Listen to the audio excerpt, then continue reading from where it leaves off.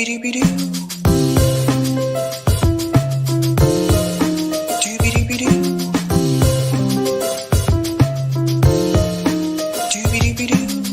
host, sabrinasalvati.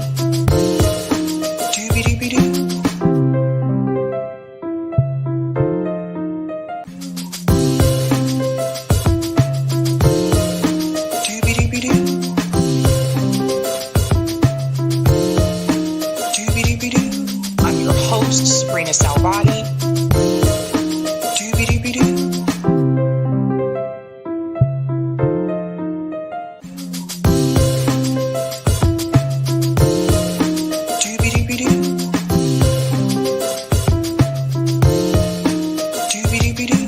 I'm your host, sabrinasalvati. Hello. Happy Saturday. Welcome to Sab's podcast. I'm your host, Sabrina Salvati. My special guest today is Christian Parenti. He is an investigative journalist, an academic, and an author. Welcome, Christian. Thank you so much for coming on.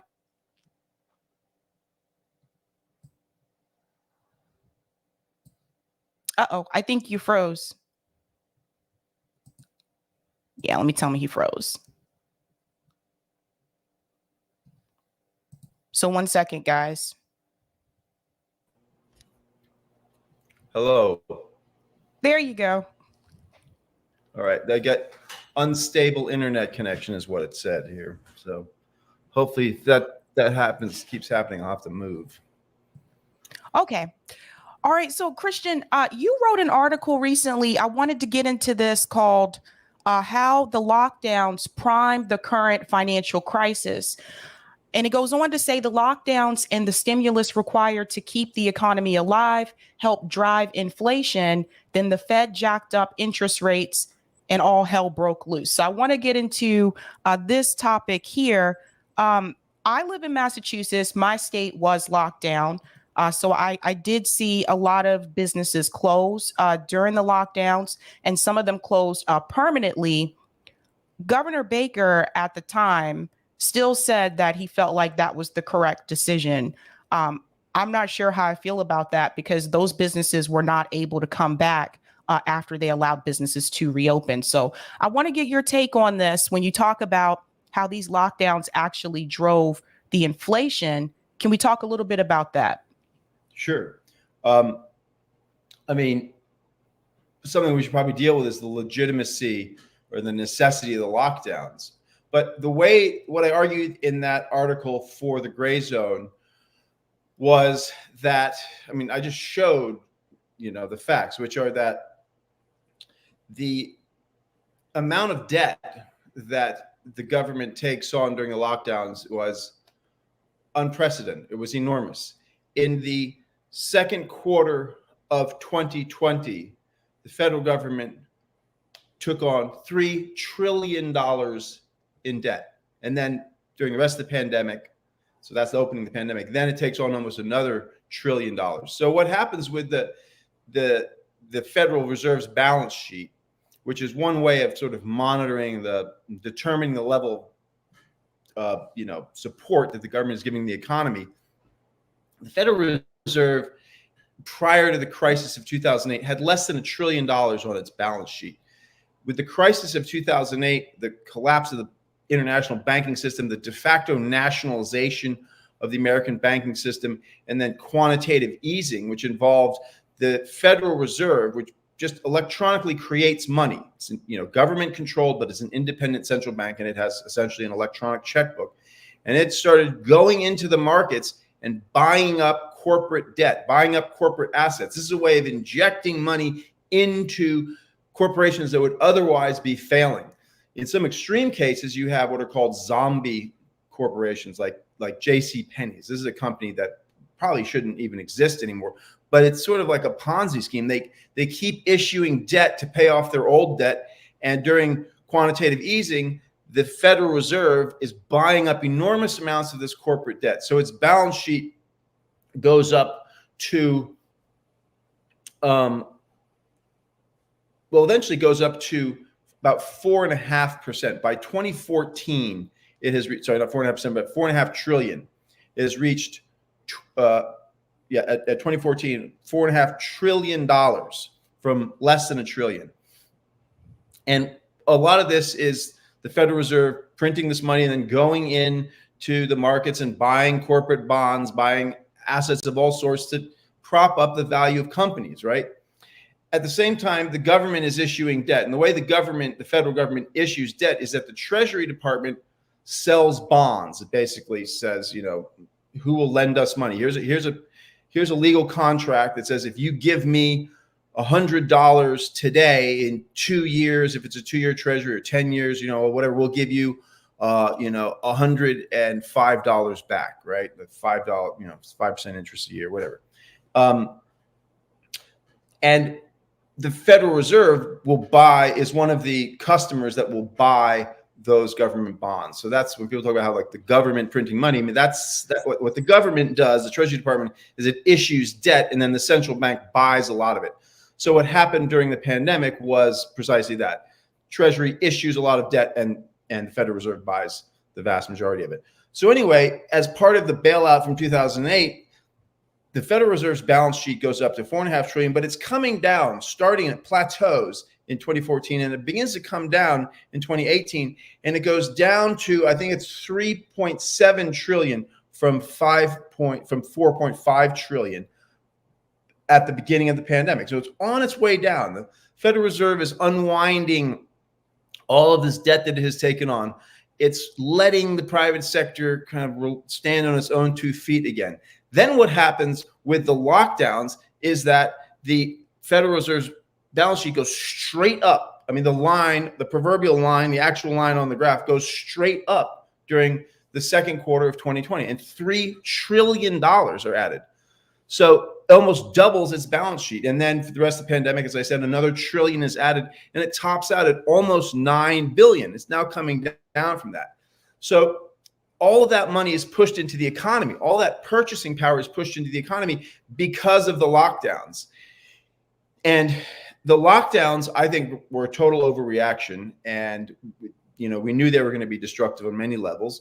But what happened with the lockdowns is that you get inflation from this. Because if you tell people, say, hey, don't go to work, a lot of people don't go to work, but you're going to starve, right? If you don't go to work and don't have a wage. So here's some money, right? Well, what you get is just a classic disequilibrium between supply and demand. You get a boost to demand and a contraction of supply because supply chains are disrupted by people being locked down. Just to take one very important example, there is, at the height of the pandemic, a shortage of 80,000 truck drivers because a lot of commercial driver's license schools in various states closed down for a year, in some cases 2 years. There's mass retirement of older workers. Truck driving is really, really tough business, especially long haul trucking. It's, hard to get decent food. You don't get any exercise. You're away from your family. It's a really, really difficult job. So there's a lot of people are leaving trucking, right? Death is in the air. There's constant stories of people dying. Truck drivers are thinking, I don't want to do this with my last year, potentially my last year of life. I'm out of here, right? And then there's no one else coming in to take their place because the CDL schools, commercial driver's license schools, you have to be in person to do that. You can't learn to drive a semi truck online, right? So 80,000 truck drivers short, that alone creates massive blockages in the supply chains. There's also, factories are shut down, meat processing plants are shut down, ports are shut down, all this. So supply constricts as demand is actually quite healthy. This is a comment on how poor working class Americans are, that the increased stimulus, and I don't want to sound like I'm anti-stimulus. I'm totally in favor of government stimulus, and I'm totally in favor of the redistribution of wealth and of public spending going to working people.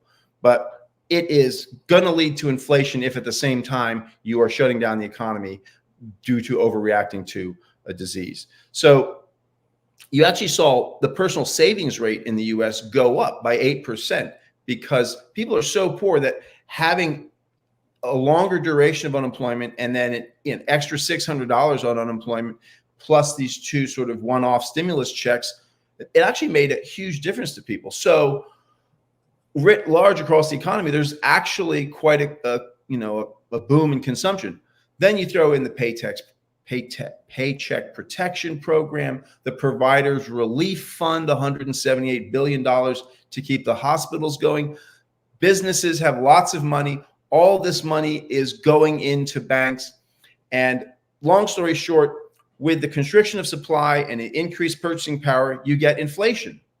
And by the spring of 2022, inflation is headed towards 9%. At first, the Federal Reserve is saying, and the Treasury Department and all the government's economic key spokespeople are saying inflation is transitory, don't freak out. And then they finally realize, wait a minute, we have to do something. So then, beginning in the spring of 2022, the Federal Reserve begins jacking up interest rates at the steepest pace ever in American history. It's not the largest overall increase in interest rates, but it's the steepest, quickest increase. And so this creates a kind of whiplash in reaction to suppressing this inflation. They're now desperately trying to cut down on inflation by crushing economic growth, by making it more expensive to borrow money, right? If you make it more expensive to borrow money, then businesses are less likely to expand, less likely to hire, less likely to increase wages and bonuses, and therefore consumption will contract, and therefore there'll be less demand and relatively more supply, and prices will come down, right? So they do this panic thing, and banks, now we get to Silicon Valley Bank. Many banks were in the same position as Silicon Valley Bank. And so what happened at Silicon Valley Bank was that during this wave of stimulus money in the pandemic, Silicon Valley Bank's deposits went way up because a lot of companies, partly again due to the lockdowns, didn't really have investment outlets, So they just put their money in the bank. Similarly, the bank doesn't really have many loans to make. I forget the specific numbers, but I'm pretty sure that Silicon Valley Bank's deposits doubled or more than doubled, and their rate of lending went up only 7%, right? So they just got tons of cash, and they can't give it all out. So they got a lot of cash. Okay. With the jacking up of interest rates in the spring of 2022, well, suddenly now it's expensive to borrow money, right? So companies are less likely to go borrowing money. And if they got a whole bunch of money in the bank, which is earning basically nothing, because that's what it was paying. I mean, these banks load up, I should say, when Silicon Valley has all of these deposits pour in and it's not able to make loans to the private sector, well, what do they do with this money? They buy basically zero interest government debt, treasury bonds that were paying 0.5%, right? So the bank is loaded up with all of this cheap government debt. As their deposits are leached out of the accounts in reaction to the rising interest rates, which are about trying to fight inflation, individuals and companies are saying, hey, let's not borrow any money. Let's use some of our savings, right? So the deposits go out for that reason. Companies and individuals are also saying, wait a minute, inflation is approaching 9%, and we've got lots of money sitting in the bank earning nothing. We should at least buy some of this new government debt, because as the Federal Reserve's rates approach 5%, so too do treasury bonds now start being offered at close to 5%. So if you're in a bank which is holding a bunch of 0% interest treasury bonds and you're earning nothing on your deposit, why not just get the money out and go buy 5% or 4% treasury bonds? You're still probably going to be losing money if inflation stays at 9%, but you're going to be losing a lot less. So money is being used and surplus capital is being redeployed. So then suddenly Silicon Valley Bank realizes, whoa, far from having a cash surplus, we don't have enough cash on hand to cover our day-to-day needs. And they have to sell off some of the low interest, basically 0% interest government debt that they had piled up on during the pandemic. And when they sell that debt, if they did not sell that debt, and if they held it for whatever the duration, 2 years, 10 years, 30 years, depending on the bond, they would get the face value of that debt, right, of that bond. But if you sell it before its maturity date on secondary markets, you get below the face value. So they realized, well, we have to sell bonds just to get cash to keep operating. And they sell and they lose $2 billion, just shy of $2 billion in the sale. They announce that, and then stockholders panic, and then their stock crashes by 60%.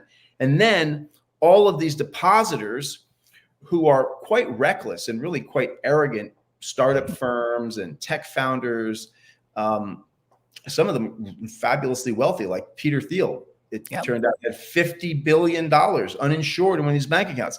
So all these rich people in Silicon Valley have more than the federally insured $250,000 in these accounts. And so they're like, wait a minute, if this bank goes under, and banks go under, and it's not a problem, for the average person who doesn't have more than $250,000 in one bank account, upper middle class, moderately wealthy people who maybe have more than that they can put in a bank, you generally aren't going to like put it all in one bank account. They'll at least have two bank accounts, right? But these characters are having like 10, 20, $50 million in bank accounts that are only insured up to 250,000. So then they all panic, and then the leaching away, the draining out of the deposits, which was causing the problem for the bank to begin with, accelerates, and you get a classic bank run of people in their tech bro vests on their phones lined up, panicked in front of the bank trying to get their money out. And so that's how Silicon Valley Bank went under.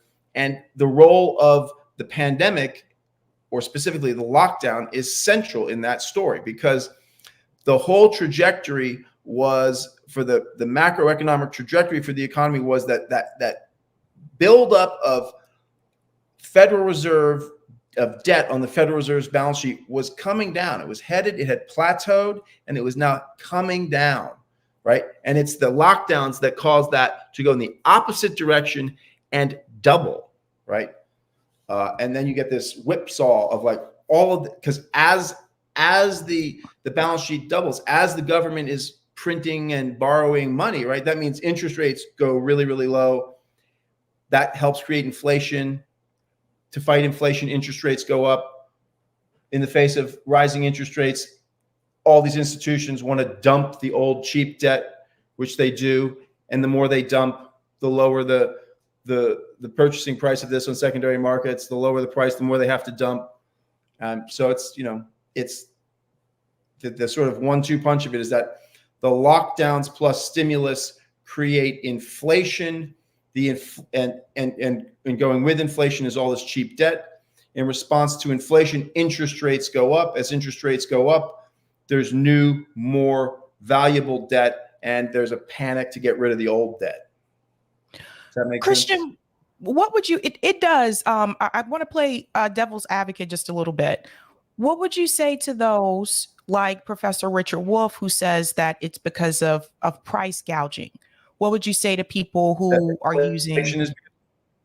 Inflation is, well, that's part of what sustains it, but it's the lockdown that kicks it off. There's also the role of energy price spikes because of the Russian invasion of Ukraine, and there was uncertainty as to what would happen with energy markets. So it's not that that's the only thing, but that's definitely the lockdowns are what triggers it. It doesn't begin with price gouging.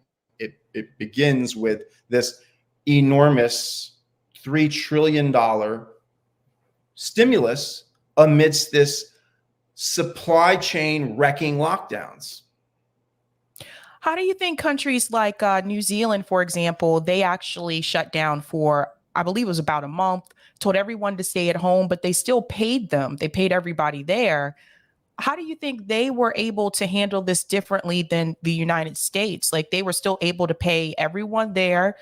They got their weekly checks just like they would if they were still going to work, and they shut down the entire country. Why do you feel they weren't affected the same way that we were here? I haven't looked into the New Zealand situation, and they may or may not in the long run be affected, right? There's $620 billion of unrealized losses on bank balance sheets right now. So to put that in perspective, the Troubled Asset Relief Program, which was the de facto nationalization of the banking system, in which the federal government bought up, about, I guess, 20% of the shares of of most of the big banks and held them and kept banks alive as a result of that, and held them until the economy recovered, and then sold all that. And the federal government actually made $20 billion on that. But so just to put it in perspective, that was a $700 billion program. That was a massive bailout. And there's $620 billion that we know of unrealized losses in the banking system. And we have, Jerome Powell and others have staunched the crisis by bailing out depositors and by making it clear that they're, prepared to print as much money as necessary to shore up the banking system. And you've got, Credit Suisse was bailed out by being sold to UBS, but it was the Swiss government telling UBS, and that was an $80 billion bank that sold for $3.2 billion. And the Swiss government still had to guarantee that if there are any more losses, we'll pay for it, right? So in the background of this is, again, the specter of de facto nationalization of the banking system. So the whole international credit system is tied together, and the U.S. is central to the globe's credit system. And this very well could go south again. Well, what about modern monetary theory? So the MMT specialists, they've come on here a couple of times and they've explained that the government can just simply print new money into existence as it already does. And they've also argued that the government could mint a coin to wipe all of this out. Why do you feel that theory, MMT, is not being pushed more in reference to what the government can do instead of coming in and bailing out the banks? Well, the MMTers are technically right, but I think they're politically naive. They also say that 40% inflation would be politically feasible. And I don't think that's the case. And what's often assumed is just that, well, nominal inflation doesn't matter, right? As long as wages keep up with prices. It's like, but in reality, you need really strong working class movements for that to happen. And what we've seen is that wages have not kept up with prices. On average, wages have increased by 5% as prices topped out at 9%. But it was more like 8%. So a lot of people have seen actual real losses to their purchasing power, even as they've gotten wage increases. Those wages increases haven't kept up with inflation. So I think it is cavalier and ahistorical to just like wave away the politics of inflation. Oh, that's just for creditors. It doesn't matter. Only creditors care about inflation. If you're not a bank, who cares? It's like, yeah, I don't think that's what history shows. I think that people get very freaked out by that, and there can be all sorts of political repercussions that are negative. And just to assume, oh, well, wages will go up. Well, how are wages going to go up? We have, what is it? Less than 10% union density in this country, something like, around 8 or 7% in the private sector. The working class is weak in this country in terms of its capacity, historically speaking, to struggle for wage increases. So another issue I noticed too during the lockdowns was the government implemented the PPE loans that was supposed to help out the small businesses. But then after talking to business owners, some of the business owners said they didn't even receive that money. I think the federal government may have made a mistake here, assuming that the governors of these states were just going to automatically do the right thing and distribute that money quickly as possible. So for some of the small businesses, by the time they got the loan money, it was already too late. They already had to shut down because they had been closed and out of business for so long. What do you think could have been done differently there? Like, do you think it was the right idea for the federal government to assume that the governors of those states were going to handle that properly?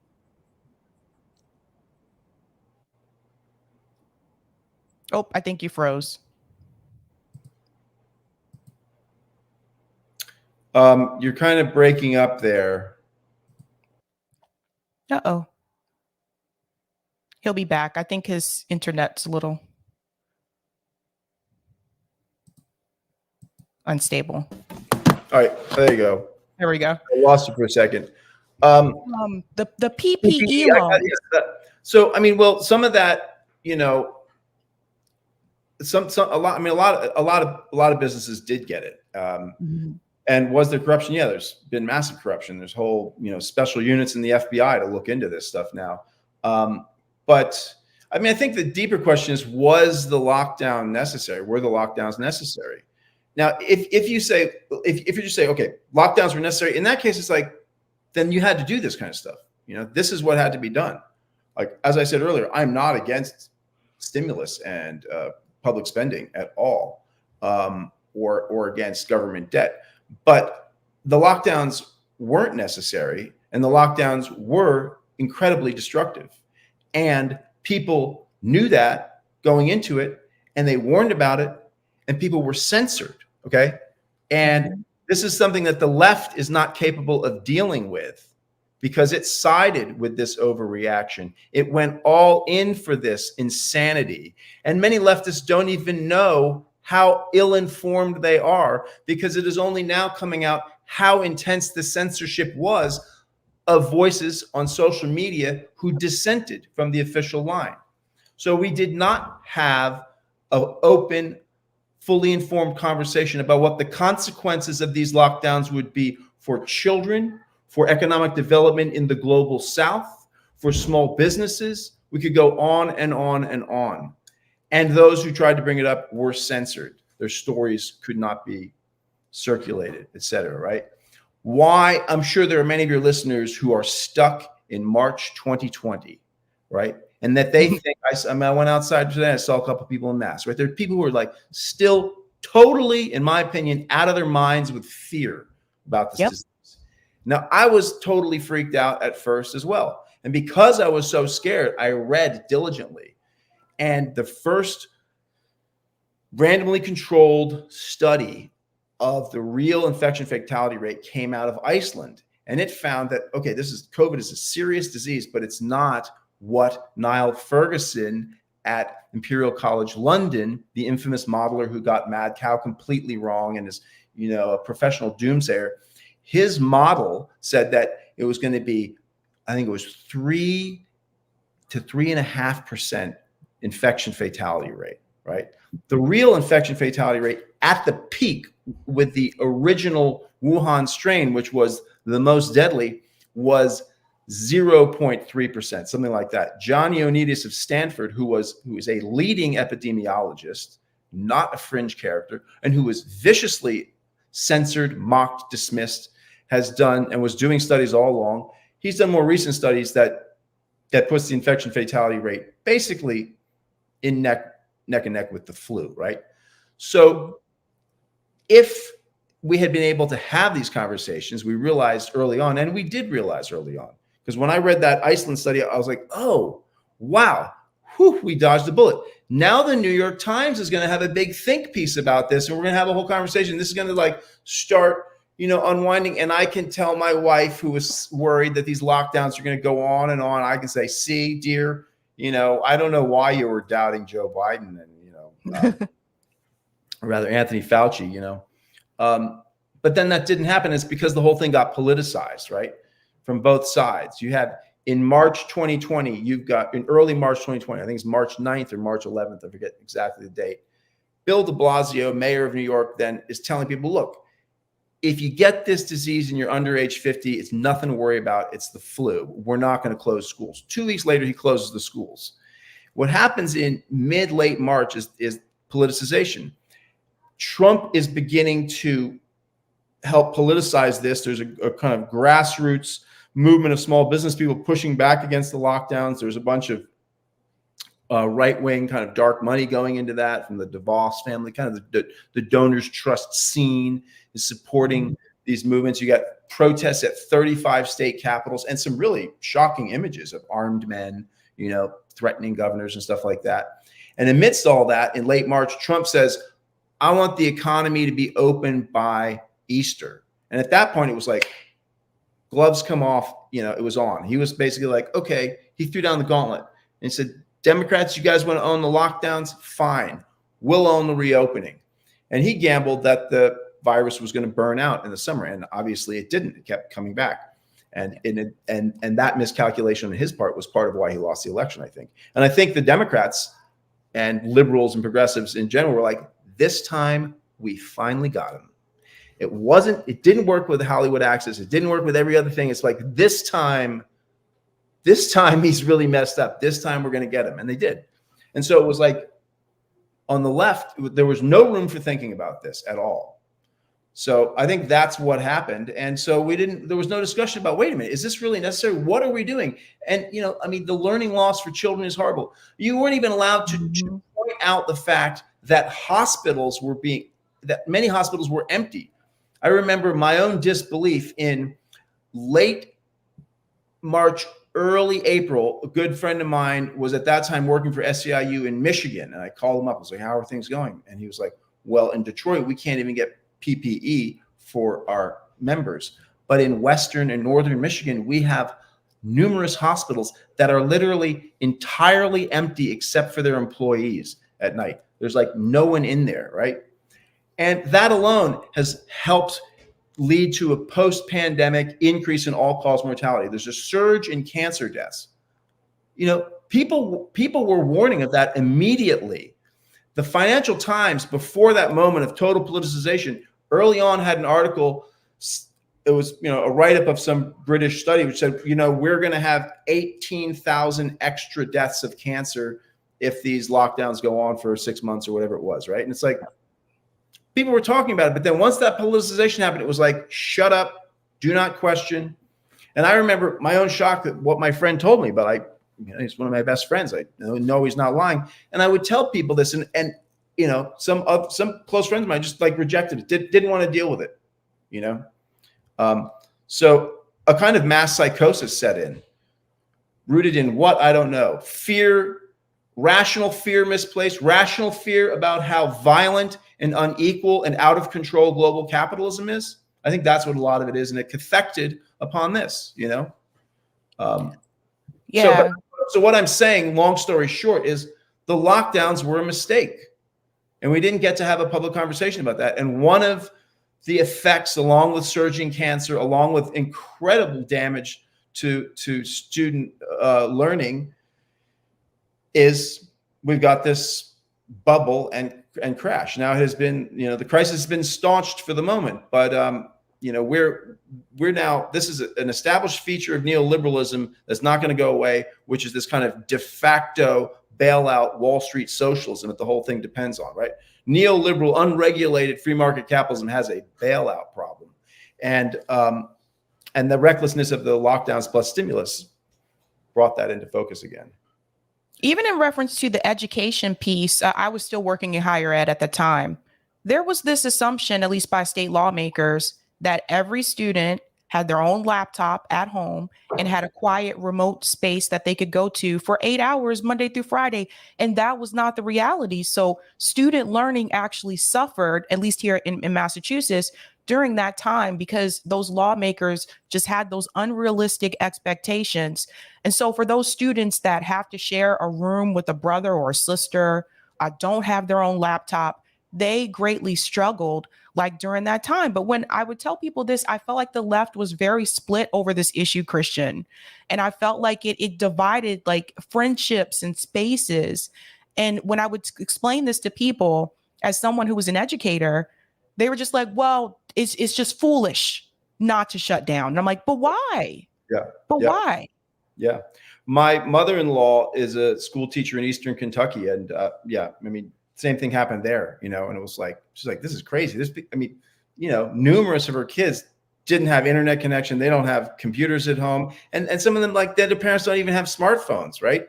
Yep. And their parents some of them were essential workers, and it was a total disaster. Yeah. I think in Baltimore, I'm forgetting the numbers, but it was like something like 20,000 kids just disappeared, just dropped out of school, just gone, right? And that I'm sure is replicated all over the country.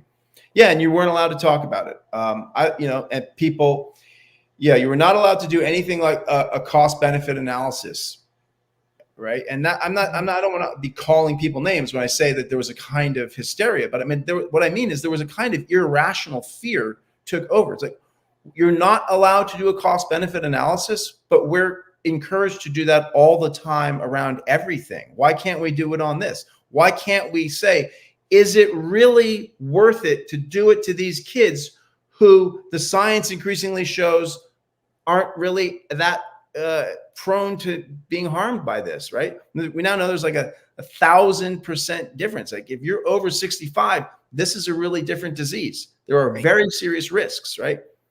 I mean, if you're under 20, it's like very, very few kids died of COVID, and very few who didn't have like multiple comorbidities, many of whom were going to die otherwise. I mean, I wrote a very long article for the Gray Zone in 2021, and or no, it was March 20. It was a year ago, March 2022. And in there, I took on the question of the death count, and it's something you're not supposed to do. But it's like, look, the government compelled an overcounting and overclassification of COVID deaths. They did this unintentionally. It's not some big conspiracy. They did it by ordering lockdowns and ordering hospitals to clear the decks, right? Well, that created a financial crisis. So then the government also did the right thing and created the Providers Relief Fund, which had $178 billion in it, which, to put it in perspective, that's like a quarter of the military budget for that year. And that was made available to cover the costs of COVID cases. At first, a case qualified as COVID only if you had an in vitro test. But it's all in the article footnoted, I forget whether it's in April or in March, the rules are changed so that a case can be qualified as COVID based on the diagnosis of a doctor. And so they can just say, well, these symptoms, to my mind, add up to a COVID case, right? And there was definitely pressure on medical staff. I've heard from people who worked in hospitals that, like, yes, we were expected to basically call things COVID. And everyone kind of understood why. What are you going to do? We're going to like be some sort of like ridiculous Boy Scout and be like, I don't think this is really COVID. It's like, why? Because you want to lose your job. You want to see all your friends that you've worked with. You want this whole place to go under, like, because you're going to be like really honest about like, this person had COVID, but that's not why they died. It's like, just shut up and call it a COVID death. I mean, who wouldn't? I would.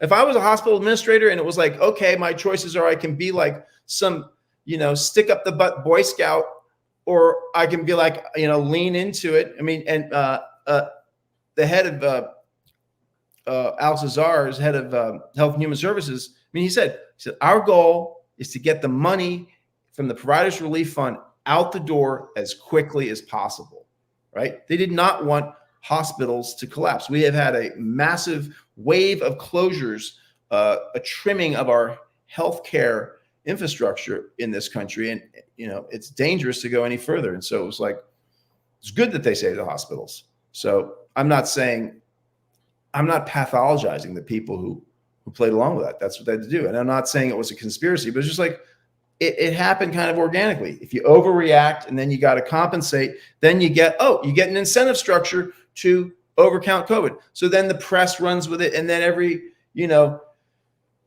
freaked out leftist can flip out on anyone who questions this and point to the pile of bodies, And again, I'm not saying COVID wasn't real. It's real, but I think there was a lot of overcounting. Well, I can't speak for other areas, but I know like in Boston, the hospitals were pretty full. I do have friends that are nurses that work at places like Brigham and Women's. So they actually did not have enough staff. They had nurses that were quitting during that time. There were doctors that were quitting as well, including even dentists, where people were choosing early retirement because they just did not want to deal with this. So I think part of the problem, at least here in Boston, was just having that manpower. There just weren't enough people to actually, focus on the patients, whether it was a COVID issue or whether it was any other diagnosis. They didn't have enough people staffed because people were saying, I'm taking early retirement or I'm quitting. And so that was another issue that we had to deal with here as well. But do you think that the left is continuing to become divided over different issues? Like at one point, there was a divide over force the vote for Medicare for all. Then it was the divide over the jab mandates and the pandemic. And now there seems to be a divide as well over the release of these Twitter files. And Matt Taibbi, he's been on this show. We've talked extensively about this. He's had numerous interviews, but there seems to be a segment of the left that is now smearing Matt Taibbi, calling him right wing because of the information that was reported. And there's also a segment of the left that is in some way, shape, or form defending the FBI and the CIA for some crazy reason. Like, that's not what the left was supposed to be about. Yeah. It just seems like we're becoming more and more divided. And I don't know what's causing this. But from my perspective, the left was never supposed to be in support of those types of government agencies. I mean, look at who those agencies killed. It came out recently that Malcolm X's family is filing a lawsuit against the FBI. So it was really weird. It just seems like it's dangerous in a sense, because now it gives people the impression that the right is against the FBI. Marjorie Taylor Greene is saying abolish the FBI, right? So I feel like this is dangerous in a sense, but why do you feel like this is happening? Well, I think it was COVID. I think COVID broke people's brains. And what I argued in that year-old 8,000-word piece up at the Gray Zone is that it was Trump derangement syndrome. That it was like this, that basically the system, the mainstream of the Republican Party, the mainstream of the Democratic Party, the vast majority of the media didn't like Trump and don't like Trump. And I wrote another piece for the Gray Zone recently, getting at what I think the heart of the matter is. And it's like, a lot of people don't like him because he's crass. My mother, who I love very dearly, but I mean, she, how to put this, but I mean, she made comments earlier on which like she wouldn't have minded if she'd seen him assassinated. And his basic sin in her eyes was that he was basically disgusting and crass and a pig, But so that's just kind of humorous. That's where, but it's an indication where a lot of people are out there like, this guy's so disgusting, right? But I think that the real thing at the heart of it was that this guy was totally out of control in terms of U.S. empire. If you look at his foreign policy, he vandalized the U.S. empire. Because you think at first, like, how could the system, broadly defined, how could the ruling class, how could the rich and the upper echelons of the professional managerial class who serve the interests of the rich and get paid well for doing it, well, why would they have a beef with this guy? He gave them massive tax cuts. He gave industry, tons of deregulation. What's the problem? Well, look at his foreign policy. The dude was out of control. He was not some sort of progressive anti-imperialist. He had this crass transactional sensibility, but it was destructive. He ordered a third of the troops in Germany removed. Germany is this, there's 40 military bases that house American forces in Germany. This is a center for a whole region-wide thing. AFRICOM is actually headquartered in Germany. 104 countries are, potential U.S. military operations in 104 countries depend on this fulcrum in Germany. Trump wanted a third of those troops removed. His national security staff did their best to undermine that and redeploy the troops and keep him off balance. He trashed the Trans-Pacific Partnership. He withdrew a quarter of the troops from South Korea. He drew down like a third of the troops from Iraq. He negotiated the end to the war in Afghanistan. Okay, the withdrawal took place under Biden, but that was all predicated. It would have been much bloodier and much more insane had there not been this agreement that had been hammered out by the Trump's administration negotiators. He withdrew basically all the forces from Somalia. He withdrew lots of forces from Syria and then redeployed them to an area where there's oil. There's not that much oil in Syria. Yeah, they export none. They produce like 300,000 barrels a day. That's all for internal consumption. He wanted to close all the embassies in Africa because he's a racist, not because he's an anti-imperialist. The point is, the guy was reckless. 6 months into his administration, the Joint Chiefs of Staff had a meeting with him. They invited him to the Pentagon. He came to a famous meeting room called the Tank, and they had this big presentation for him trying to explain how the American empire, the system of informal empire established at the end of World War II, how it works, the treaties, the alliances with different governments, the training programs, the types of weaponry involved, the types of surveillance, he's explaining all this stuff, and it's all over his head. And he says to them, "You guys are dopes and babies and losers who don't know how to win wars anymore." He said, we're getting ripped off. In the Middle East, we've spent $7 trillion. Where's the fucking oil? That's a direct quote, right? And can you imagine the Joint Chiefs of Staff like, wow, like this guy doesn't get it. He thinks this is about he thinks the American empire is a poorly run security business that's not making enough profits. And he's demanding from South Korea, I want cost plus 50%. The cost of the American troops housed there plus 50%. And by halfway through his administration, that became his thing. He wants anyone, wherever there are American troops, you got to pay the entire cost of those deployments plus give us 50%, right? So from the point of view of people who think that the American informal empire is good and vital and essential for the reproduction of fill in the blank, freedom, democracy, capitalism, you'd see this guy, you think this guy's really, really dangerous. And so I think that's ultimately sort of what's at the root of Trump derangement syndrome. But Trump derangement syndrome infected the left because I think the left doesn't really have any autonomy from the Democratic Party, and it doesn't really have any autonomy from the mainstream media. When push comes to shove, as it did during the lockdowns, the left did a 180, and they turned their back on everything that the left has stood for. I mean, free speech and censorship, right? I mean, who made that a possibility, right? Listeners might not know this, right? But the First Amendment isn't nationalized until I think it's 1932. For a long time, the First Amendment was seen as applying only on federal territory, and the states could make their own laws around speech.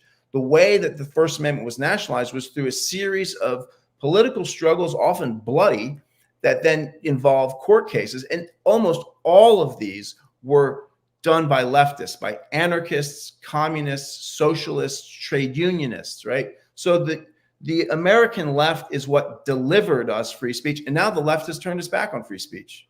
I mean, it's astounding. It is astounding and deeply troubling for me personally. I'm shocked by this. The left pioneered the whole critique of agency capture, right? How corporate influence affects science and regulation. It's just all of that went out the window. People who could get into tremendous detail about how the very same pharmaceutical companies, with their, maybe not pharmaceutical companies, but very, very same type of companies that push pesticides and GMO seeds, how exactly they have captured the regulatory agencies and that the revolving door, all that, then just are completely gullible when it comes to these, we now know, relatively ineffective at stopping transmission, somewhat effective in terms of suppressing symptoms, definitely had some positive effects in terms of preventing people from dying of symptoms if they had comorbidities and were older, but they're not like vaccines in the old-fashioned sense of you get one shot, you don't get sick, and you don't transmit it, right? People who could go on for days about agency capture in other realms, then don't want to entertain, can't see how the same thing is happening around pharmaceuticals and the COVID jabs, right? So it's, I think it's, I don't know why it's happened, but what I have seen is that what has been revealed, this was the ultimate stress test for the US left, and there was nothing there. An authoritarian state, corporate profiteering, an assault on civil liberties, which our political ancestors literally fought and died for to get for us. And all of that in an instant is abandoned. It's shocking. Yeah, it really is shocking. I think one of the things that could have happened, we've often said, at least on this show, we've said that Bernie Sanders may have led the left off a cliff because it was 2 election cycles in a row. Bernie Sanders tells you, first time, vote for Hillary Clinton. Second time, go ahead and vote for Joe Biden. Joe Biden is also dangerous, right? I feel like Trump is overt, Joe Biden is covert. I feel like Joe Biden, behind the scenes, his foreign policy is also pretty, horrendous. Like he was just in Canada meeting with Trudeau, asking him to intervene in Haiti. Like, I feel like the US government has their hands And all over the globe. I mean, the proxy war in Ukraine, right? I mean, this is highly dangerous. I mean, the Zaporizhia nuclear power plant, the largest atomic power plant in Europe, is right on the front lines. That alone should be reason for this war to be stopped, no matter what, right? When Chernobyl melted down, it was contained by a gigantic, functional, authoritarian communist state that had the power and the capacity, the administrative power, the political legitimacy, the means to order 260 or 70,000 liquidators to fly flights over that burning atomic power plant and cover it up with cement, and then build this esophagus over it. If the Zaporizhia plant goes, and let's be clear, it's lost power and gone to diesel backup power generators. I believe it's 6 times this year during the conflict, right? If it loses power and starts to overheat and melt down, I don't see any way there could be a response, anything like the one that put out Chernobyl, basically, right? So, I mean, this is an extremely, extremely dangerous situation. I'm not actually that worried about atomic exchanges between the U.S. and Russia, but I think that the Zaporizhia plant is the real problem in Ukraine. And yeah, let's be clear. I mean, Biden is really into this war. And I think Trump is right that this war we would not have this proxy war had Trump been president. I mean, Trump didn't start a new war. Okay, he bombed Syria twice. He drone striked the head of the Revolutionary Guard in Iran. He did a couple of things, but I mean, he did not start any new wars, and that's pretty unusual for an American president. So, do you believe that? Do you believe that that's the reason, or more so, that this indictment is more politically motivated because they don't want Donald Trump to win again, and there's a possibility that he could win again? Certainly, yes. I think. I don't know, but one gets the impression that Alvin Bragg's ego plays a big role in this, and then there's probably just an assumption that, like, okay, this is going to hurt him. This is not good publicity to have this guy be arrested, whatever. But they may be wrong. They've been wrong about a lot of stuff. So I think, they don't want him to be reelected, and that's what this is about. Look at all the other people who could be arrested, right? I mean, no one from the Bush administration has been arrested for creating a torture program, for selling us a bill of goods, lying about the weapons of mass destruction, and causing this totally devastating war that is remade in horrible ways an entire region. So, yeah, I think it's political for sure. Now, I'm not saying, just to be clear, that I think Donald Trump is a good guy, that Donald Trump is innocent of everything they're accusing him of. No, but yeah, certainly I think it's political. Yeah, no, I 100% agree. What do you think, like, in reference to the economy? Because Joe Biden, I feel like every time he has a press conference, he's telling people that the economy is doing great. Of course, we know this is not really the case, but he says they've created all these new jobs, but they never tell you what those jobs are. They don't say if they're full-time, if they're permanent, if these are temp positions, contract, etc. If those jobs offer benefits, full-time benefits.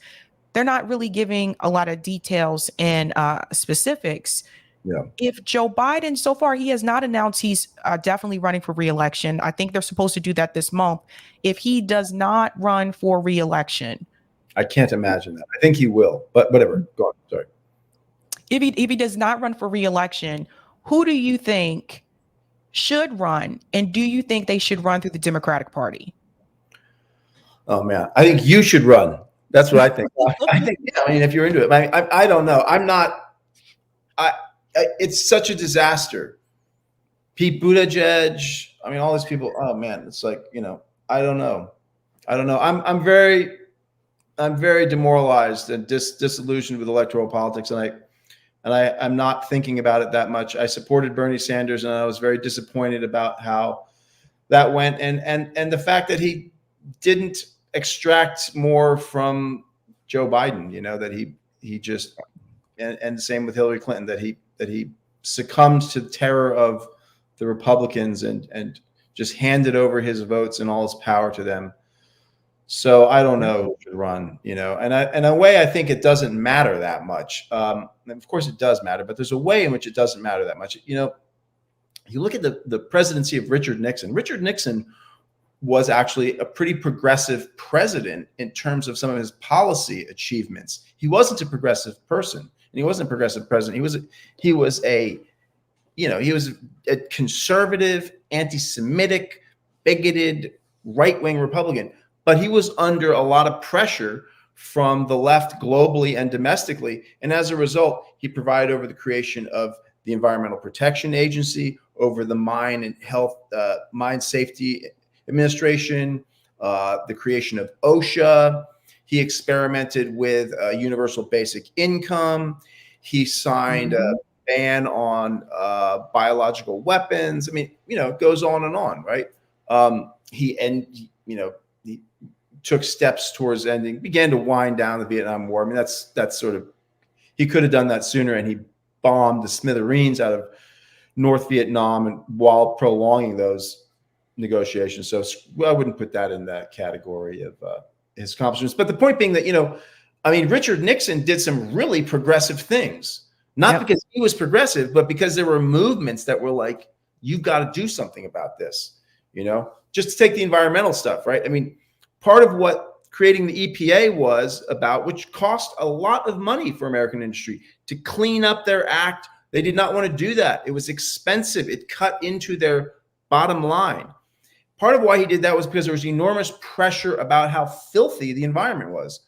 You know, I was raised in New England. I remember all the streams were filthy. They were disgusting. Now they're clean. You know, why is that? Bald eagles. When I was a kid, bald eagles were something that you read about in first grade because they were in Alaska, right? Now there are bald eagles all up and down the Connecticut River in New England, feeding off of fish that have returned.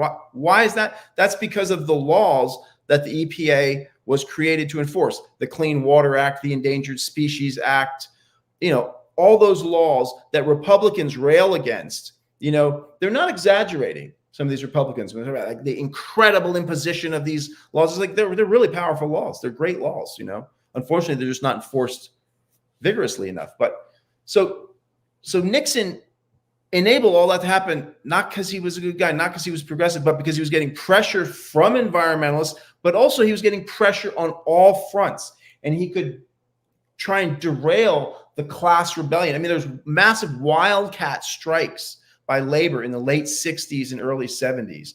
General Electric in New England, we're both in New England right now. You're in Boston, I'm out in Western Mass. You know, General Electric had a massive nationwide strike that they won. And it was determined afterwards, GE did a study and they realized, well, these strikers not only getting their strike pay, but because of like the war on poverty and the kind of liberalization of things, they were receiving welfare, you know, general assistance benefits. And, you know, the progressive reforms of the New Deal and the war on poverty were really empowering the working class. And there was tremendous labor radicalism and agitation. And even the union leadership were frequently saying to workers, do not go on strike. You can't do this. It's illegal. And they go on strike anyway, you know, informed by, you know, the civil rights movement, Black Power movement, Vietnam Veterans Against the War. I mean, this is all in the background, and these workers are coming to these jobs at the post office or this or that. And they're like, you know what? No, I mean, people are talking about revolution. I don't care. You know, you guys sitting around in the union office, smoking cigars, you know, no, we're going on strike, right? So Nixon was also responding to all that. And it's like, well, just change the subject, channel it all into environmentalism, right? So anyway, I'm going on and on and on. But the point is that even a very conservative, reactionary politician like Richard Nixon was forced to do very progressive things because social movements were strong enough and they were also sophisticated enough to be strong. You know, they weren't just like throwing themselves, you know, willy-nilly at the system, but they had they were creating unity and they were making class demands that were very frightening for the elites. And to keep a lot, the elites had to give a little, you know? So That's what we need more than the right person to run for president. We need the context that's going to force whoever is president to feel that they have no choice but to do some of the right things. Yeah, I'm totally with you on that. I've been covering the protest in France, and because I want people in the US to see what's possible.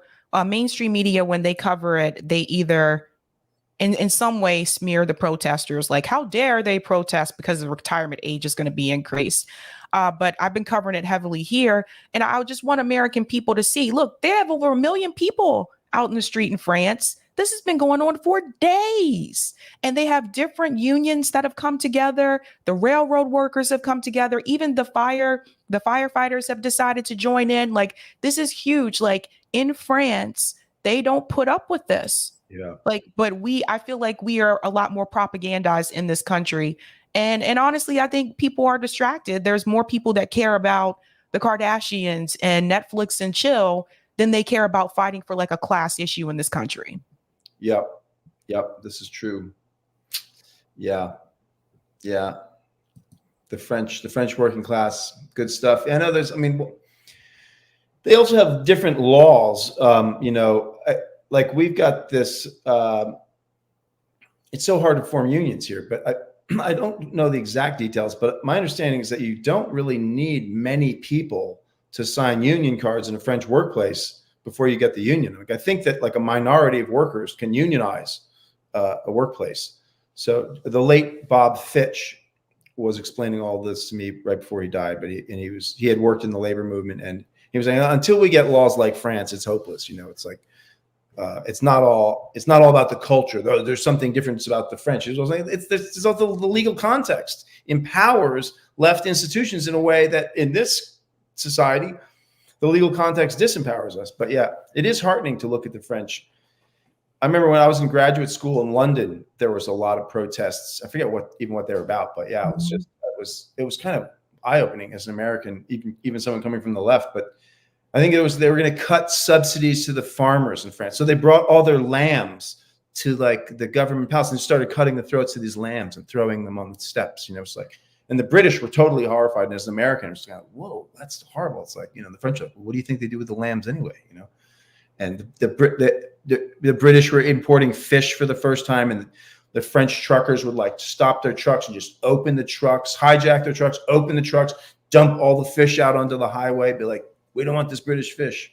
And it was like accepted. It's like, if you did that in the US, people would probably get shot by the police, So there's that cultural, culture of state repression and gunplay in this country that makes things a little different. All right, Christian, I have 2 more questions for you. One, how do you feel about a general strike? We actually did a general strike summit about a year ago on RBN, and we were trying to advocate for the need why we need to have one. I look at supply and demand. I also look at transportation, and I would say to have an effective general strike in this country, we would have to get the truckers on board, the railroad workers, and the port workers out on the West Coast, because I feel like if you shut down transportation, then that will affect supplies, right? So if we had that unity among the truckers, and I feel like the Canadian truckers were on the right track with this when they had the protest.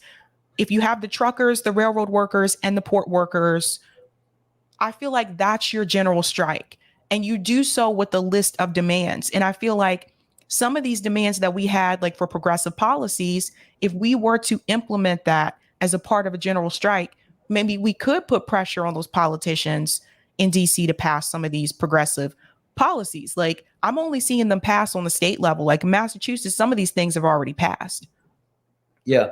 I mean, that makes sense what you're saying, but it seems like there's a larger problem of building the class consciousness of regular people in this country to be okay with something like that. Because you could imagine if those unions, if the transportation sector went on a general strike that just shut down the economy, and other workers in other sectors of the economy weren't intellectually, politically on board for that and prepared and in solidarity, it could backfire, right? So it's like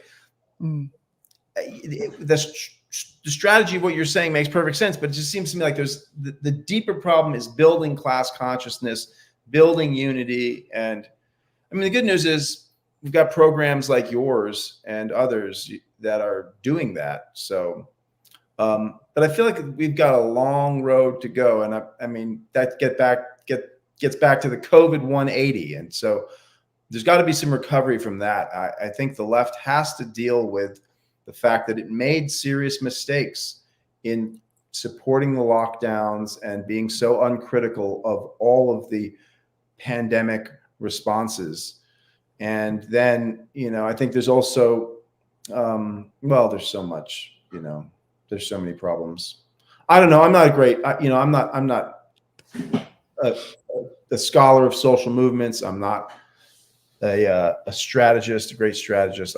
My activism, such as it has been, is really minimal these days. But it's always been as a foot soldier. I don't know what's the right thing to do. But I do really think that class consciousness and getting people to get out of their parochial little interests, and giving up on the cathartic dopamine hits and sadistic highs of canceling each other and fighting over this or that misphrasing of whatever, I mean, that this whole kind of current subculture of the left is going to have to change if something like what you're describing is ever to be possible.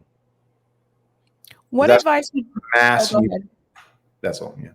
Mass movements. Yeah. What advice would you give to someone who's thinking about becoming an investigative journalist? Talk to people. Do not be afraid of picking up the phone and talking to people. You can't do it all by reading documents. You need people to explain to you how to read the document, which documents to go for. And to tell you things that aren't in the documents, So, and I guess that would be the one piece of advice. Because I think that younger journalists sometimes get too caught in the screen and the text, and that you need to just pick up the phone, reach out to people, go see things, do ground truthing, as we used to call it when I was a reporter in Iraq. Like, go and see. Well, they claim they rebuilt this or that. Well, let's drive down there. And look at it. So they said they spent $2 million here on this power plant or this water system. Let's go check it out. What does the road look like? Oh, the firm is connected floor, unknown Texas construction firm gets a contract to the Bush administration to rebuild one of the main highways in Iraq. Let's go look at in Afghanistan. Let's go look at the highway.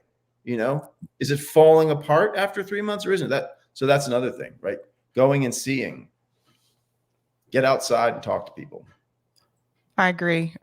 Sometimes you have to leave your seat, guys. And this one for you, Christian. Sabby, I'd love to hear your and Christian thoughts on baseball opening weekend. Oh God. Oh, I'll let you go first. I don't follow sports, unfortunately. That's not my thing. So I don't know. Well, it's a good thing you're not following Red Sox baseball right now. It's not good. Not going too good. Not too much good. All right. Well, Christian, thank you so much for coming on. All right. Thank you very much for having me on, and good luck with everything. Thanks. Bye. Bye.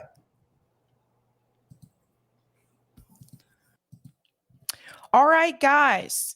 Hope you learned a little bit there. I'm going to go through some of the comments, and then I have two quick stories that I want to discuss. They're both connected. And I think later on next week, Thursday, I think JB and we're going to go a little bit deeper in reference to the Restrict Act. So let me go ahead and share my thumbnail to show you what else we're going to discuss, because there's a lot that goes into it. And I'm just going to do an overall view today, the areas where you need to be concerned. So today we're also going to discuss, of course, Christian Parenti was just here.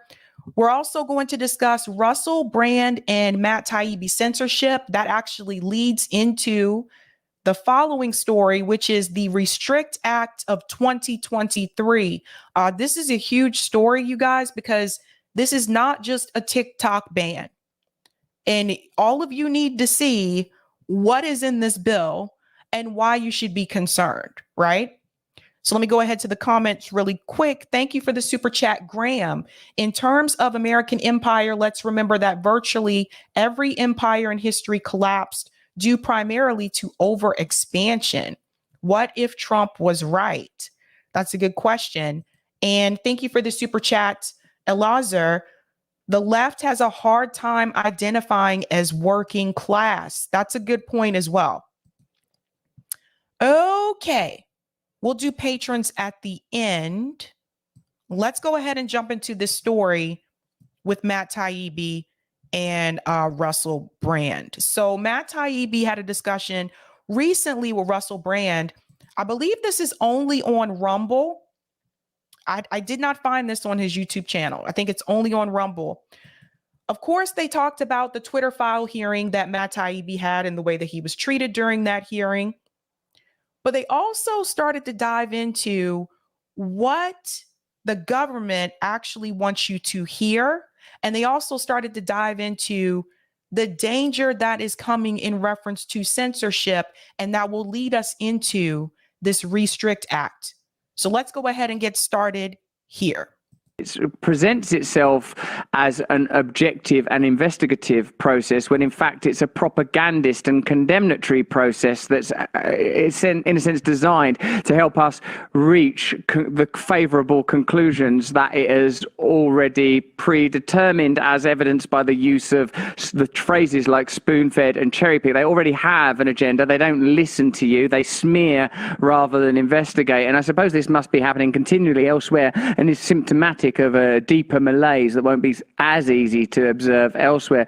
As the ongoing Twitter revelations continue to be released, do you feel that at this point it's just further augmentation of the ideas of corruption that were sort of present in the first imprimatur, or do you feel that it's sort of evolving? Is there anything like new and interesting, and how does it relate to things like our personal deal over here at Rumble, where we're subject to some attacks? And sometimes I feel like, oh well, yeah, I guess there are a lot of people that are right wing on this platform. That's kind of difficult to deny, and also that is allowed. People are allowed to be right wing. That's one of the things people are allowed to be in the world.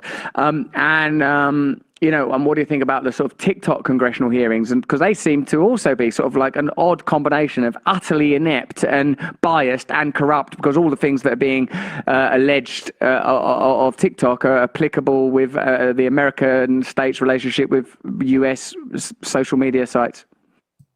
First and foremost, the fact that people do receive some type of criticism for being on Rumble. Yes, most of the shows on that platform are right wing.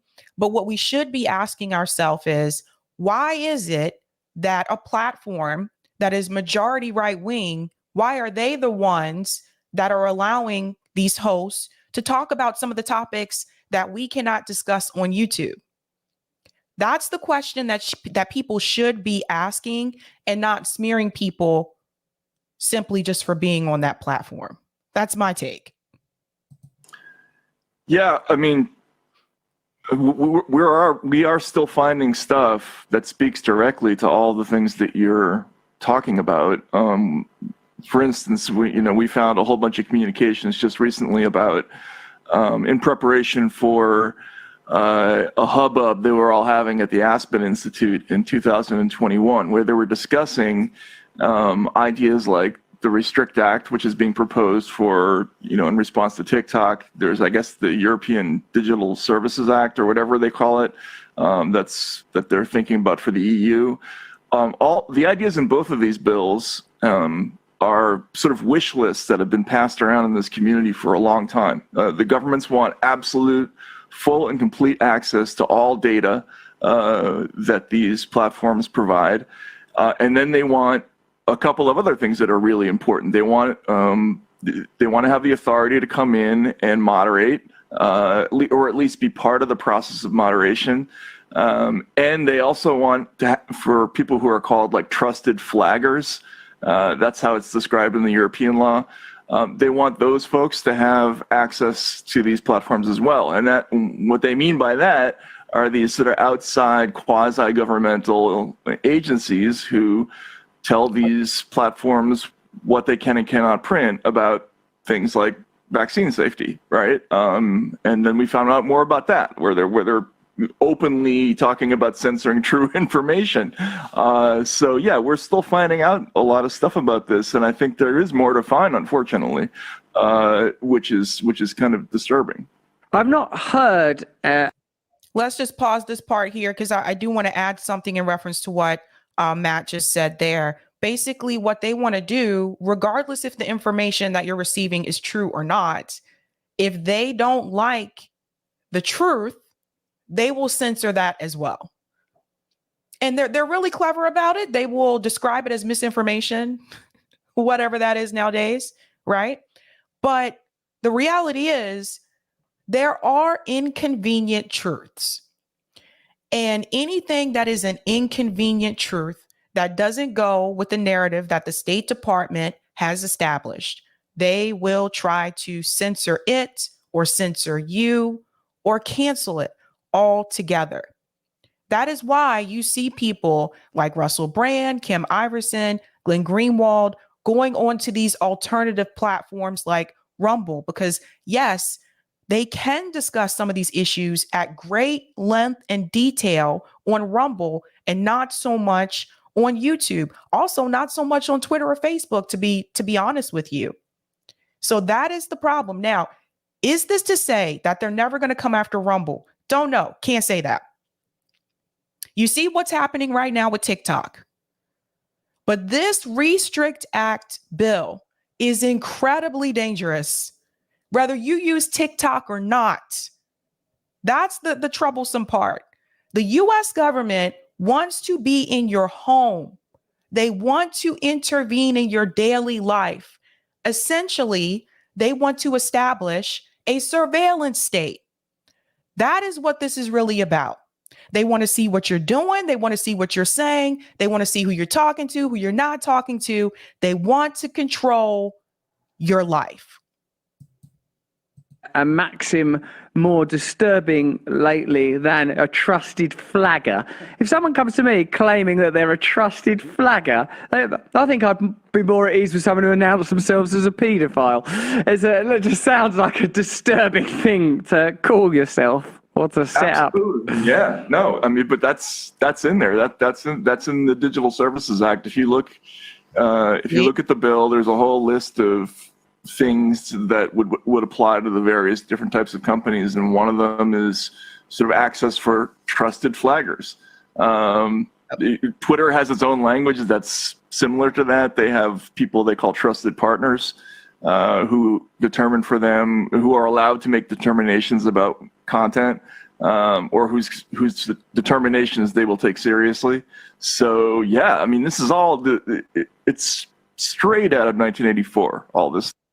Yes, and Elon Musk actually just released the coding for Twitter. So you can see why some people constantly trend on Twitter and why some people don't. So now that he has released that strand, that code, it's crazy. Like there's one strand of the code that says author such and such ... So there are certain authors on Twitter, certain Twitter accounts that they have already decided are going to be the ones that are going to trend. Those are the people whose tweets get elevated above and beyond. There are certain organizations that they have code strings for to do the same thing.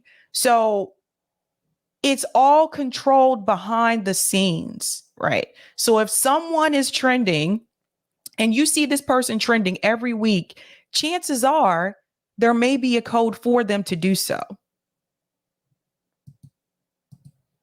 Stuff. The language, yes. This is my time. I'm reclaiming my time. This is my time. How dare you? How much money did you make during that time you were talking just then? Where did you get it? You and that bastard Schellenberger, a dangerous, stinking terrorist, and you don't wash properly either, I don't imagine.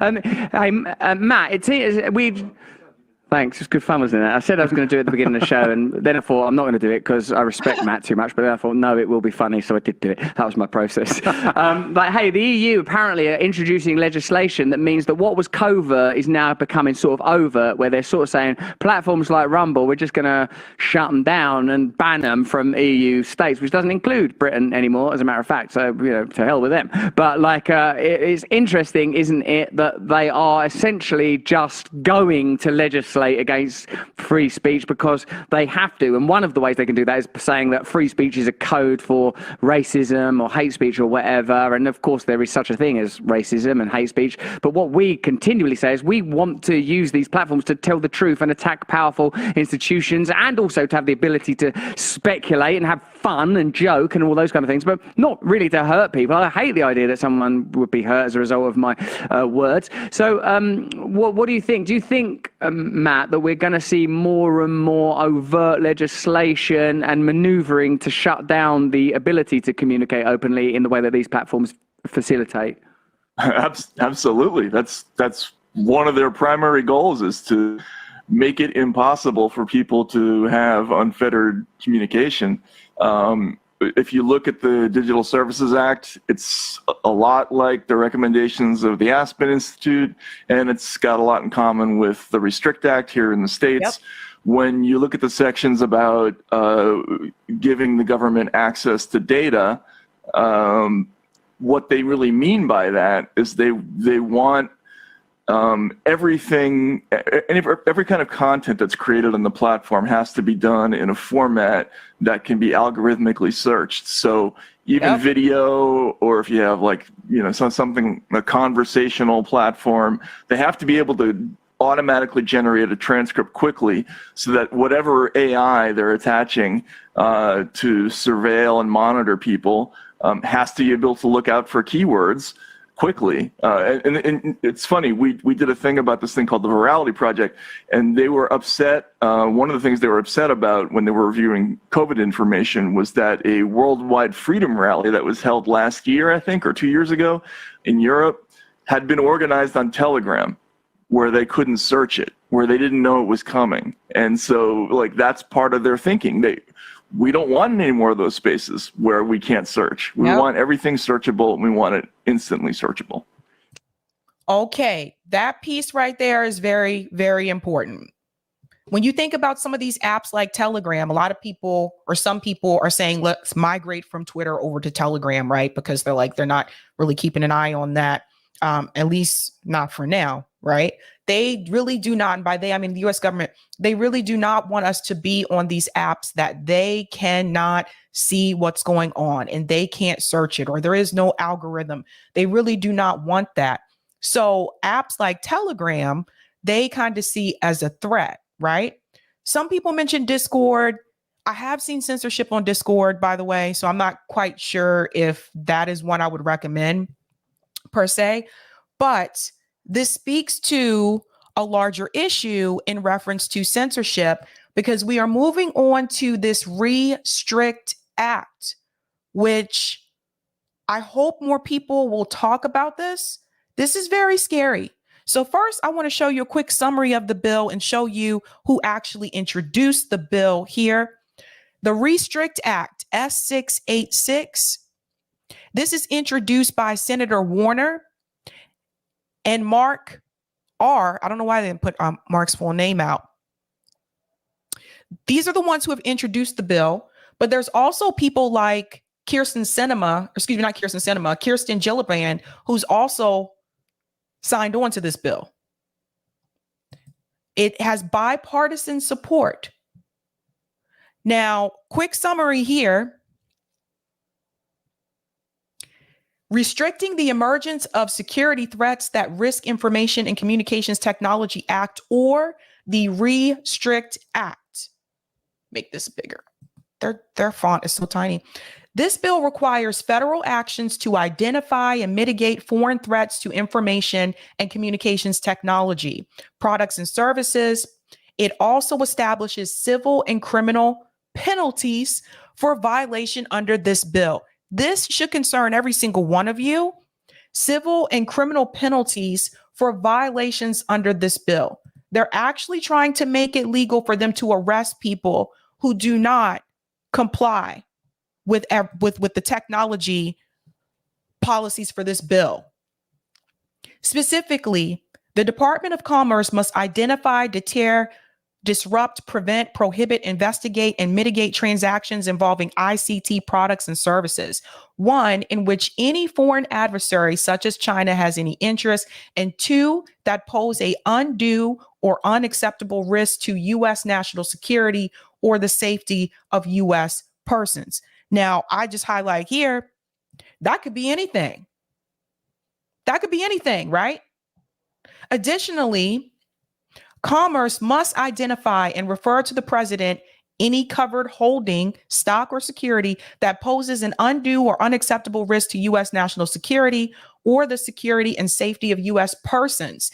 If the president determines that the holding poses such a risk, the president may compel divestment of or otherwise mitigate the risk associated with the holding. Commerce may designate any foreign government or regime as a foreign adversary upon a determination that the foreign government or regime is engaged in a long-term pattern and serious instances of conduct significantly adverse to U.S. national security or the security and safety of the U.S. persons. 2, remove such a designation. Commerce must notify Congress before making or removing a designation. These actions are subject to congressional disapproval. This bill outlines enforcement mechanisms, including actions by the Department of Justice and civil and criminal penalties for violations. Now, I have a video here that I want to show you because everybody keeps referring to this as the TikTok ban bill. It goes a lot deeper than that. And I have a video here from TikTok where he's actually going to explain to you just how dangerous this bill actually is.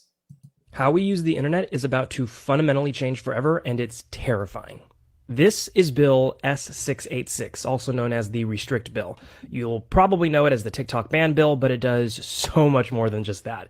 It actually does more than any bill I think we've ever seen.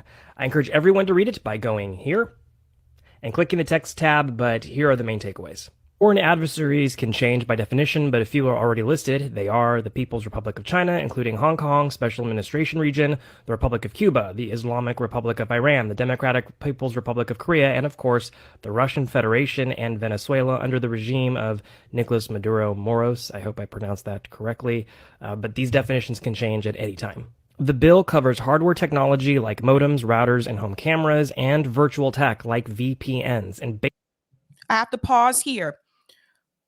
I just want to read this to you. It says software, hardware, or any other product or service integral to telecommunication products includes wireless local area networks, mobile networks, satellite payloads, satellite operations and control, cable access points, wireless access points, core networking systems, long, short, and I'm thinking it's this part because it's cut off here. But you see where this is going. This is more than just TikTok. Let's go on. Basically bans them if they are manufactured by or used to contact and deal with foreign adversaries. Speaking of VPNs, using VPNs to bypass banned apps such as TikTok is made a criminal act under this bill. And did everyone hear that? Using a VPN, because some people said this when we were talking about that TikTok hearing, using a VPN to access TikTok, that is actually a criminal violation under this bill, meaning they can arrest you and jail you for this. This is why it's important, I say, you have to actually look at these bills and not just the summary and not just listen to what they're saying about the bill on mainstream media, because mainstream media is not telling you all of this. Let's go on. the penalty, it's a minimum imprisonment of 20 years and a minimum fine of $250,000 or $1 million, depending if you knowingly did so to access banned content. Minimum sentence of 20 years in prison. The bill gives the federal government the power to monitor any activity used by these suspected devices, virtual or otherwise. Essentially, they can monitor what you are doing at home 24/7 without even informing you. This includes things such as routers, video games, streaming apps, smart thermostats, Ring cameras, basically anything that uses the internet. For all of my video streamers in the house, this bill, in my opinion, is an invasion of privacy. If you are using a router, basically this gives them the permission to spy on you. Essentially, that's what this is. If you are a video game streamer, if you have a router, you're bringing them into your home. You're bringing them into your home. Chili Love is correct. 1984. Correct. So I really wish people would stop calling it the TikTok Act. Let's call it the Surveillance Act. This would give them permission to come into your home virtually if you use the internet. Now, the real terrifying part of all of this, as if that all wasn't terrifying enough, is that the bill goes on to state that this will happen by the president appointing a secretary of communication. That secretary then forms a group on their own without any voter input whatsoever. This group can have meetings behind closed doors. They don't have to disclose anything. They can ban and deem anything inappropriate or a risk to security at any moment in time. And if they do, they can go through your instant messages, your emails, text, basically anything that uses the internet, and they can censor it. So in summary,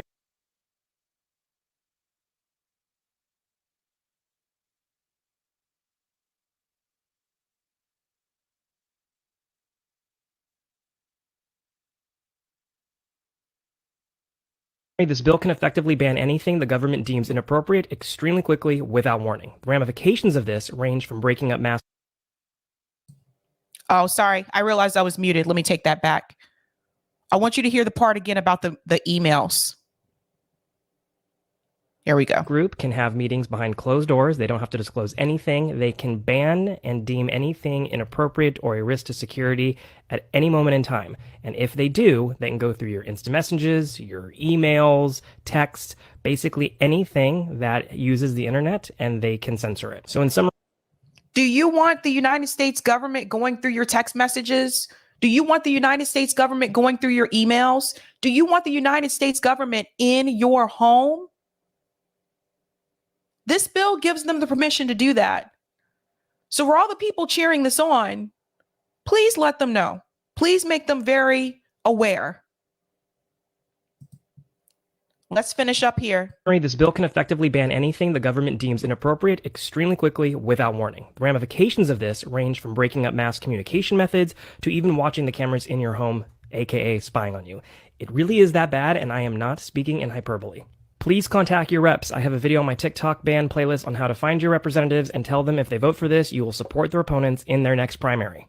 If I missed anything in this bill, please let me know in the comments. Share this information with anyone and everyone. I will be covering this bill and the TikTok ban throughout, so to stay informed, please make sure to follow. And this includes those of you that have that Amazon Ring camera at your front door. They can access that too through that bill. It is essentially 1984. That is what they're trying to do. Now, they're smart because they keep referring to it as the TikTok Act. But it's so much more than that. Oftentimes with these bills, let me come out of the screen. Oftentimes with these bills, it's not just one measure. The bills include multiple measures. And Vice actually wrote an opinion piece about this as well. And I want to highlight a couple of things in this piece. They say the insanely broad Restrict Act could ban much more than just TikTok. That's right, folks. Corey, when I'm done with this article, feel free to put the link to this article in the chat. It says the bill could have implications not just for social networks, but potential security tools such as virtual private networks, VPN, that consumers use to encrypt and route their traffic. although the intention of the bill is to target apps or services that pose a threat to national security, these critics worry it may have much wider implications for the First Amendment. And I want to go to this piece right here. Under the Restrict Act, the Department of Commerce would identify information and communication technology products that a foreign adversary has an interest in or poses unacceptable risk to national security. The bill only applies to technology linked to a foreign adversary that includes China, Cuba, Iran, North Korea, Russia, and Venezuela. However, the bill's language includes vague terms such as desktop applications, mobile applications, gaming applications, payment applications, and web-based applications. It also targets applicable software that has more than 1 million users in the United States. The Restrict Act could lead to apps and other ICT services with connections to certain foreign countries being banned in the US. And then this piece right here. As written, the broad language in the Restrict Act could criminalize the use of VPN, significantly impacting access to security tools and other applications that vulnerable people rely on for privacy and security. Many individuals and organizations, including journalists, activists, and human rights defenders, use VPN to protect their online activity from surveillance and censorship. Not to mention, some companies use a VPN. When I worked at Boston University, we had a VPN. When I worked at MIT, we had a VPN. So I don't know how far they're really going to try to take this. And then two, the Restrict Act would expose these groups to monitoring and repression, which could have a chilling effect on free speech and expression. And I want to show you who agrees with this bill, because if this is your representative, please make sure you contact them. Here are the people who are co-sponsors of this bill, guys. Tammy Baldwin, Deb Fisher, Joe Manchin, Jerry Morin, Michael Bennett, Dan Sullivan, Kirsten Gillibrand, of all people, Susan Collins, Martin Henrich, and Mitt Romney. They are all co-sponsors of this legislation. This bill has bipartisan support. If you live in those states and one of them is your representative, please contact you have to let everybody know about this, especially for those of you in New York. I know a lot of you are from New York. You need to let your New Yorkers know that Kirsten Gillibrand has signed on for this. Terrible, isn't it? Terrible. So this is very serious. How far are we going to let them go? Thank you so much for putting that in the chat there, Corey. Share that article with your friends. This is why I said they have bipartisanship when it comes to silencing us, when it comes to corporate money, when it comes to suppressing the American people. They have no problem with bipartisanship. I'll take that comment on Rockfin, Corey. And I think JB and I might do a deeper dive into this Thursday, because we have our RBN anniversary, 2-year anniversary stream today at 3 p.m. So I'm going to go over to that right after we end here. Thank you for the tip on Rockfin, Roger. With Nixon, there was no infrastructure in place that would insulate him from the movement. The Friedman Doctrine and Powell memo just came out. Worker-friendly FDR, Truman, JFK, LBJ justices made up majority of SCOTUS. This was before Buckley v. Valeo, Money is Speech, Bellotti versus First National Bank of Boston Corporation are people. These things that came out that have not been yet solidified. And thank you for this as well. Sab, the people that are going to lead this movement are going to have to be the people who live in states where they can place initiatives on the ballot to amend their state constitution with those who could only use the process to pass laws only coming in second place. California voters already got amendments on the November 2024 ballot. None of them are Medicare for all. We can do it. I believe in y'all, but do you believe in you? Thank you. Angela says, oh, they will absolutely go after Rumble. I can't stand TikTok, but I will defend against its banning because it is the first step in real tyranny. Bad Cookies, was it list author equals new list authors? Was it Sabby? Must have been a long list. It looked something like that, Bad Cookies. Bad Cookies is referring to the coding strand I was talking about. It did look something like that. Thank you for the super chat, Roger. YouTube getting its ass kicked, so it's asking the government to step in. Rick says they want to suppress information they deem not necessary for the public to know about. Yeah. And thank you for this chat as well, Roger. Government is forcing all of us into becoming libertarians.